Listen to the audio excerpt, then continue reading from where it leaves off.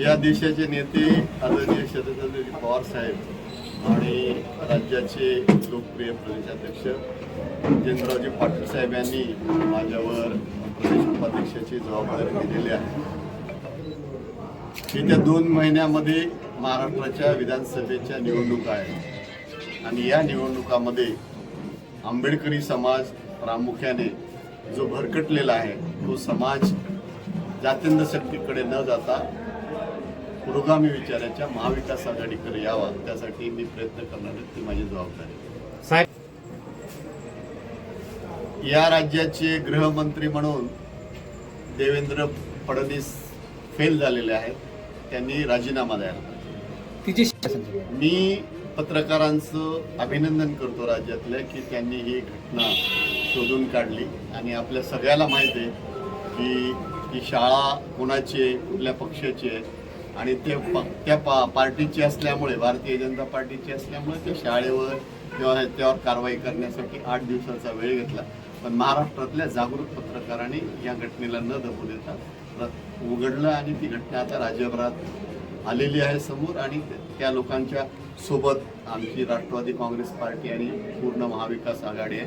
त्या पीडिताला मदत मिळवून देण्यासाठी आम्ही सगळं पार्टी काम करतो. मुख्यमंत्री नीच ह्याच्यासाठी आहेत की गेले 2 वर्ष समाज कल्याण मंत्रीपद दिलेलं नाही आणि 2 वर्षामध्ये समाज कल्याण योजनांची सगळ्यांची वाट लावून टाकली आणि त्या मुख्यमंत्र्यांनी काही लोकांना हाताशी धरून संभाजीनगर येथे आंबेडकरी लोकांच्या वतीने सत्कार म्हणून घेतला.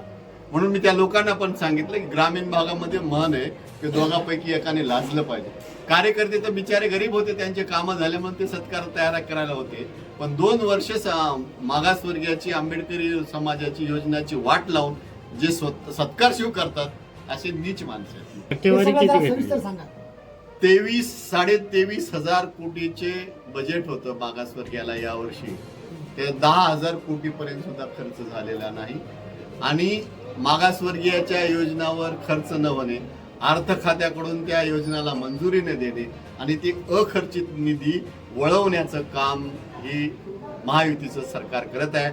म्हणून मी कुठल्याही समाजाच्या विरोधात नाही. मी सुरुवातीला सांगितलं की वारकरी महामंडळ झालं पाहिजे, वारकऱ्यांना मदत मिळाली पाहिजे, पण वारकऱ्यासाठी जनरल बजेटमधून पैसा खर्च केला पाहिजे. समाज कल्याणमध्ये वारकरी महामंडळ आलं नाही पाहिजे.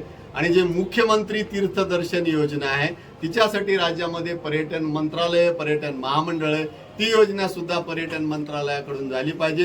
ती समाज कल्याणकडून नाही झाली पाहिजे आणि समाज कल्याणचा निधी त्याच्यावर खर्च नाही झाला. 1.5 लाख सरकार, तुम्हाला माहिती आहे की सरकारला घाई झालेली आहे. ही विधानसभा, लोकसभेमध्ये त्यांची प्रचंड मोठी हार झाली आणि विधानसभेमध्ये यश येण्यासाठी ते प्रयत्न करत आहेत. मग ज्याचे कागदपत्र नाहीत किंवा कागदपत्र तयार करणे. आणि अनेकदा तर सांगितलं, 2 आमदार बोलून गेले ना की आमचं सरकार आलं नाही तर तुमची योजना बंद करू. एक जण तर म्हणला की पैसे पण वापस घेऊ तुमच्याकडून. तर ह्या सगळ्या अडचणी आहेत.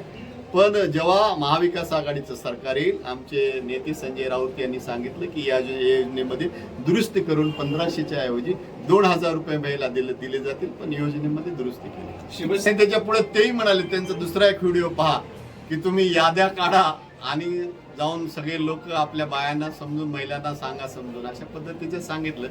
तर महाराष्ट्रातल्या महिला माता भगिनी सुजान आहेत.